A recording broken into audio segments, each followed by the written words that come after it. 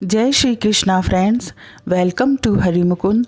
आइए आज श्रीमद् भागवत पुराण के 10वें स्कंद का 13वां अध्याय शुरू करते हैं। इसमें ब्रह्मा जी का मोह और उसका नाश किस तरह से हुआ, इसकी कथा बताई गई है। श्री सुखदेव जी कहते हैं, परीक्षित, तुम बड़े भाग्यवान हो।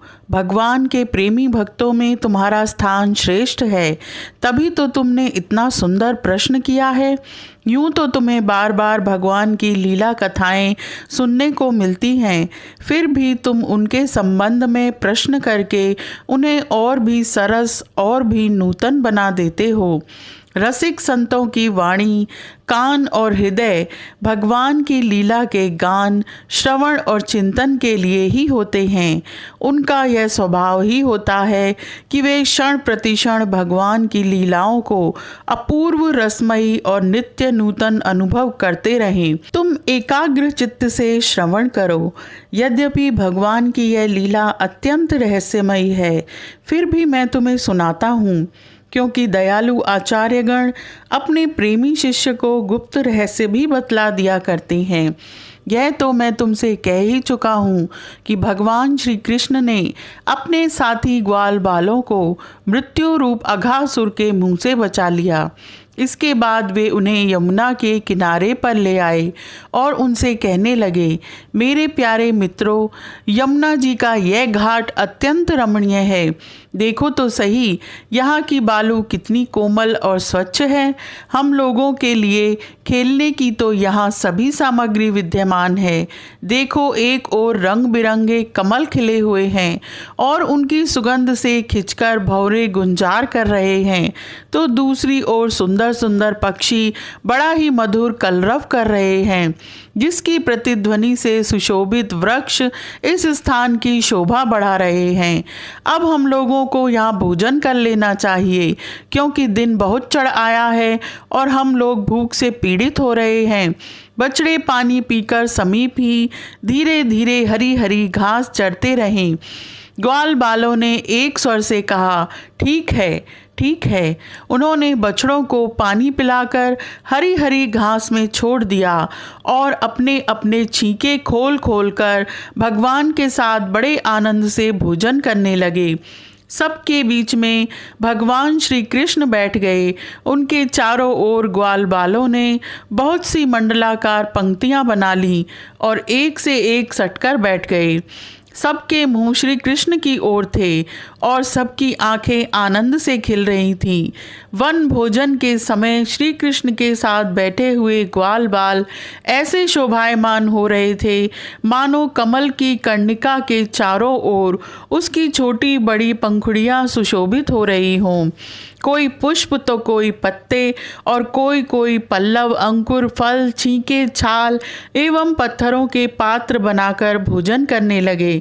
भगवान श्री कृष्ण और ग्वाल बाल सभी परस्पर अपनी अपनी भिन्न भिन्न रुचि का प्रदर्शन करते। कोई किसी को हंसा देता तो कोई स्वयं ही हंसते हंसते लोटपोट हो जाता। इस प्रकार वे सब भोजन करने लगे। भोजन करते करते ग्वाल बाल भगवान की इस रसमयी लीला में तन्मय हो गए। उसी समय उनके बछड़े हरी हरी घास के लालच से घोर जंगल में बड़ी दूर निकल गए। जब ग्वाल बालों का ध्यान उस ओर गया, तब तो वे भयभीत हो गए। उस समय अपने भक्तों के भय को भगा देने वाले भगवान श्री कृष्ण ने कहा, मेरे प्यारे मित्रों, तुम लोग भोजन करना बंद मत करो, मैं अभी बछड़ों को लिए आता हूँ। ग्वाल बालों से इस प्रकार कहकर भगवान श्री कृष्ण हाथ में दही भात का कौल लिए ही पहाड़ों, गुफाओं, कुंजों एवं अन्य भयंकर स्थानों में अपने तथा साथियों के बछड़ों को ढूंढने चल दिए। ब्रह्मा जी पहले से ही आकाश में उपस्थित थे। प्रभु के प्रभाव से अघासुर का मोक्ष देखकर उन्हें बड़ा आश्चर्य हुआ। उन्होंने सोचा कि लीला से मनुष्य बालक बने हुए भगवान श्री कृष्ण की कोई और मनोहर महिमामयी लीला देखनी चाहिए। ऐसा सोचकर उन्होंने पहले तो बछड़ों को और भगवान श्री कृष्ण के चले जाने पर ग्वाल बालों को भी अन्यत्र ले जाकर रख दिया और स्वयं अंतर्ध्यान हो गए। अंततः वे जड़ कमल की ही तो संतान हैं। भगवान श्री कृष्ण बछड़े के न मिलने पर यमुना जी के किनारे पर लौट आए, परंतु यहाँ क्या देखते हैं कि ग्वाल बाल भी नहीं हैं। तब उन्होंने वन में घूम घूम कर चारों ओर उन्हें ढूंढा, परंतु जब ग्वाल बाल और बछड़े उन्हें कहीं नहीं मिले, तब वे तुरंत जान गए कि यह सब ब्रह्मा की करतूत है। वे तो सारे विश्व के एकमात्र ज्ञाता हैं। अब भगवान श्री कृष्ण ने बछड़ों और ग्वाल बालों की माताओं को तथा ब्रह्मा जी को भी आनंदित करने के लिए अपने आप को ही बछड़ों और ग्वाल बालों दोनों के रूप में बना लिया, क्योंकि वे ही तो संपूर्ण विश्व के कर्ता सर्वशक्तिमान ईश्वर हैं। वे बालक और बछड़े संख्या में जितने थे, जितने छोटे छोटे उनके शरीर थे, उनके हाथ पैर जैसे जैसे थे, उनके पास जितनी और जैसी छड़ियाँ, सिंगी, बांसुरी, पत्ते और छीके थे, जैसे और जितने वस्त्र आभूषण थे, उनके शील, स्वभाव, गुण, नाम, रूप और अवस्थाएं जैसी थीं, जिस प्रकार वे खाते पीते और चलते थे, ठीक वैसे ही और उतने ही रूपों में सर्वस्व रूप भगवान श्री कृष्ण प्रकट हो गए। उस समय यह संपूर्ण जगत विष्णु रूप है। यह वेदवाणी मानो मूर्तिमती होकर प्रकट हो गई। सर्वात्मा भगवान स्वयं ही बछड़े बन गए और स्वयं ही ग्वाल बाल अपने आत्मस्वरूप बछड़ों को अपने आत्मस्वरूप ग्वाल बालों के द्वारा घेर कर अपने ही साथ अनेकों प्रकार के खेल खेलते हुए उन्होंने ब्रज में प्रवेश किया और विभिन्न बालकों के रूप में उनके भिन्न भिन्न घरों में चले गए।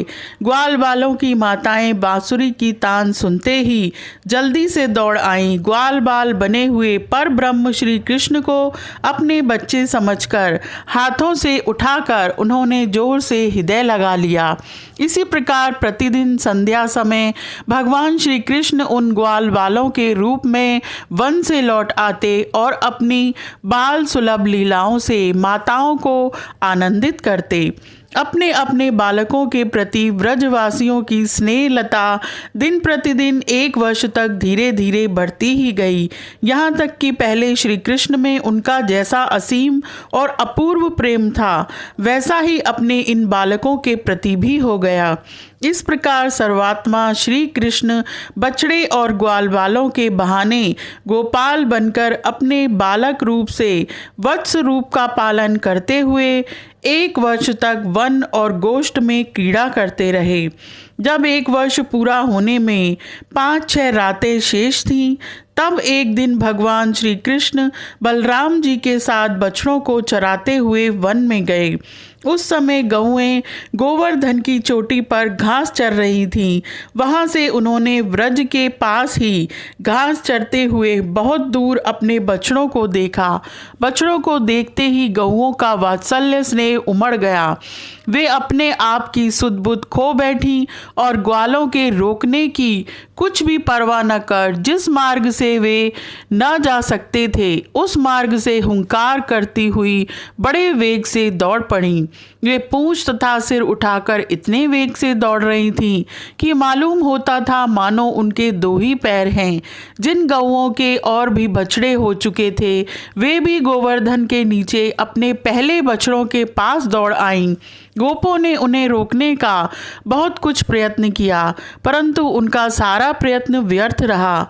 उन्हें अपनी विफलता पर कुछ लज्जा और गायों पर बड़ा क्रोध आया। जब वे बहुत कष्ट उठाकर उस कठिन मार्ग से उस स्थान पर पहुँचे, तब उन्होंने बछड़ों के साथ अपने बालकों को भी देखा। अपने बच्चों को देखते ही उनका हृदय प्रेम रस से सरोबार हो गया। बालकों के प्रति अनुराग की बाढ़ आ गई। उनका क्रोध न जाने कहाँ हवा हो गया। उन्होंने अपने अपने बालकों को गोद में उठाकर हृदय से लगा लिया और अत्यंत आनंदित हुए। बूढ़े गोपों को अपने बालकों के आलिंगन से परम आनंद प्राप्त हुआ। वे निहाल हो गए, फिर बड़े कष्ट से उन्हें छोड़कर धीरे धीरे वहां से गए। जाने के बाद भी बालकों के और उनके आलिंगन के स्मरण से उनके नेत्रों से प्रेम के आंसू बहते रहे। यह कैसी विचित्र बात है। सर्वात्मा श्री कृष्ण में ब्रजवासियों का और मेरा जैसा अपूर्व स्नेह है, वैसा ही इन बालकों को और बछड़ों पर भी बढ़ता जा रहा है। यह कौन सी माया है, कहाँ से आई है? यह किसी देवता की है, मनुष्य की है अथवा असुरों की? परंतु क्या ऐसा भी संभव है? नहीं नहीं, यह तो मेरे प्रभु की ही माया है और किसी की माया में ऐसी सामर्थ्य नहीं जो मुझे भी मोहित कर ले। बलराम जी ने ऐसा विचार करके ज्ञान दृष्टि से देखा तो उन्हें ऐसा मालूम हुआ कि इन सब बछड़ों और ग्वाल बालों के रूप में केवल श्री कृष्ण ही श्री कृष्ण हैं। तब उन्होंने श्री कृष्ण से कहा, भगवन, ये ग्वाल बाल और बछड़े न देवता हैं और न तो कोई ऋषि ही। इन भिन्न भिन्न रूपों का आश्रय लेने पर भी आप अकेले ही इन रूपों में प्रकाशित हो रहे हैं। कृपया स्पष्ट करके थोड़े में ही बतलाएं कि आप इस प्रकार बछड़े, बालक, सिंगी, रस्सी आदि के रूप में अलग अलग क्यों प्रकाशित हो रहे हैं। तब भगवान ने ब्रह्मा की सारी करतूत सुनाई और बलराम जी ने सब बातें जान ली। तब तक ब्रह्मा जी ब्रह्मलोक से ब्रज में लौट आए। उनके कालमान से अब तक केवल एक त्रुटि समय व्यतीत हुआ था। उन्होंने देखा कि भगवान श्री कृष्ण ग्वाल बाल और बछड़ों के साथ 1 साल से पहले की भांति ही क्रीड़ा कर रहे हैं। वे सोचने लगे, गोकुल में जितने भी ग्वाल बाल और बछड़े थे वे तो मेरी मायामयी शैया पर सो रहे हैं। उनको तो मैंने अपनी माया से अचेत कर दिया था। वे तब से अब तक सचेत नहीं हुए। तब मेरी माया से मोहित ग्वाल बाल और बछड़ों के अतिरिक्त ये उतने ही दूसरे बालक तथा बछड़े कहाँ से आ गए जो 1 साल से भगवान के साथ खेल रहे हैं। ब्रह्मा जी ने दोनों स्थानों पर दोनों को देखा और बहुत देर तक ध्यान करके अपनी ज्ञान दृष्टि से उनका रहस्य खोलना चाहा, परंतु इन दोनों में कौन से पहले के ग्वाल बाल हैं और कौन से पीछे बना लिए गए हैं, इनमें से कौन सच्चे हैं और कौन बनावटी, यह बात वे किसी प्रकार नहीं समझ सके। भगवान श्री कृष्ण की माया में तो सभी मुग्ध हो रहे हैं, परंतु कोई भी माया मोह भगवान का स्पर्श नहीं कर सकता। ब्रह्मा जी उन्हीं भगवान श्री कृष्ण को अपनी माया से मोहित करने चले थे, किंतु उनको मोहित करना तो दूर रहा, वे अजन्मा होने पर भी अपनी ही माया से अपने आप मोहित हो गए। ब्रह्मा जी विचार कर ही रहे थे कि उनके देखते देखते उसी क्षण सभी ग्वाल बाल और बछड़े श्री कृष्ण के रूप में दिखाई पड़ने लगे। ब्रह्मा जी ने यह भी देखा कि उन्हीं के जैसे दूसरे ब्रह्मा से लेकर तृण तक सभी चराचर जीव मूर्तिमान होकर नाचते गाते अनेक प्रकार की पूजा सामग्री से अलग अलग भगवान के उन सब रूपों की उपासना कर रहे हैं। उन्हें अलग अलग अणिमा, महिमा आदि सिद्धियां, माया विद्या आदि विभूतियां और महतत्व आदि 24 तत्व चारों ओर से घेरे हुए हैं। प्रकृति में शोभ उत्पन्न करने वाला काल, उसके परिणाम का कारण स्वभाव, वासनाओं को जगाने वाला संस्कार, कामनाएं, कर्म, विषय और फल सभी मूर्तिमान होकर भगवान के प्रत्येक रूप की उपासना कर रहे हैं। भगवान की सत्ता और महत्ता के सामने उन सभी की सत्ता और महत्ता अपना अस्तित्व खो बैठी थी। ब्रह्मा जी ने यह भी देखा कि वे सभी भूत, भविष्यत और वर्तमान काल के द्वारा सीमित नहीं हैं, त्रिकालाबाधित सत्य हैं। वे सब के सब स्वयं प्रकाश और केवल अनंत आनंद स्वरूप हैं। उनमें जड़ता अथवा चेतनता का भेदभाव नहीं है। वे सब के सब एक रस हैं। यहाँ तक कि उपनिषददर्शी तत्वज्ञानियों की दृष्टि भी उनकी अनंत महिमा का स्पर्श नहीं कर सकती। इस प्रकार ब्रह्मा जी ने एक साथ ही देखा कि वे सब के सब उन पर ब्रह्म परमात्मा श्री कृष्ण के ही स्वरूप हैं, जिनके प्रकाश से यह सारा चराचर जगत प्रकाशित हो रहा है। यह अत्यंत आश्चर्यमय दृश्य देखकर ब्रह्मा जी तो चकित रह गए। उनकी 11 इंद्रियां शुद्ध एवं स्तब्ध रह गईं। वे भगवान के तेज से निस्तेज होकर मौन हो गए। उस समय वे ऐसे स्तब्ध होकर खड़े रह गए मानो ब्रज के अधिष्ठात्र देवता के पास एक पुतली खड़ी हो। भगवान का स्वरूप तर्क से परे है, उसकी महिमा असाधारण है। वह स्वयं प्रकाश आनंद स्वरूप और माया से अतीत है। वेदांत भी साक्षात रूप से उसका वर्णन करने में असमर्थ हैं। इसलिए उससे भिन्न का निषेध करके आनंद स्वरूप ब्रह्मा का किसी प्रकार कुछ संकेत करता है। यद्यपि ब्रह्मा जी समस्त विद्याओं के अधिपति हैं, तथापि भगवान के दिव्य स्वरूप को वे तनिक भी न समझ सके कि यह क्या है। यहाँ तक कि वे भगवान के उन महिमामय रूपों को देखने में भी असमर्थ हो गए। उनकी आंखें मुद गईं। भगवान श्री कृष्ण ने ब्रह्मा के इस मोह और असमर्थता को जानकर बिना किसी प्रयास के तुरंत अपनी माया का पर्दा हटा दिया। इससे ब्रह्मा जी को ब्रह्म ज्ञान हुआ। वे मानो मरकर भी जी उठे। सचेत होकर उन्होंने ज्यों त्यों करके बड़े कष्ट से अपने नेत्र खोले। तब कहीं उन्हें अपना शरीर और यह जगत दिखाई पड़ा। फिर ब्रह्मा जी जब चारों ओर देखने लगे, तब पहले दिशाएं और उसके बाद तुरंत ही उनके सामने वृंदावन दिखाई पड़ा। वृंदावन सबके लिए एक सा प्यारा है। जिधर देखिए उधर ही जीवों को जीवन देने वाले फल और फूलों से लदे हुए, हरे हरे पत्तों से लहलहाते हुए वृक्षों की पातें शोभा पा रही हैं।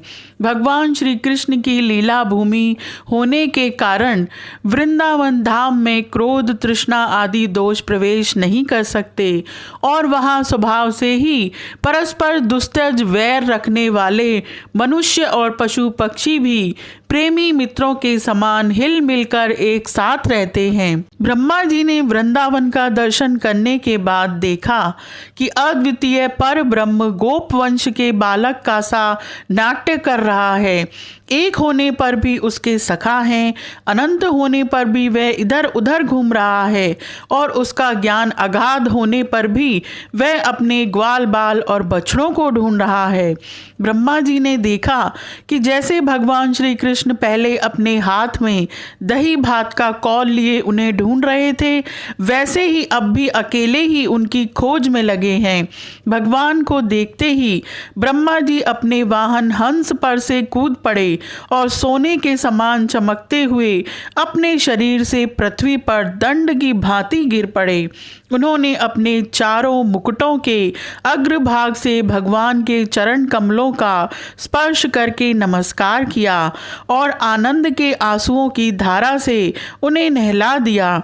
वे भगवान श्री कृष्ण की पहले देखी हुई महिमा का बार बार स्मरण करते, उनके चरणों पर गिरते और उठ उठकर फिर गिर पड़ते।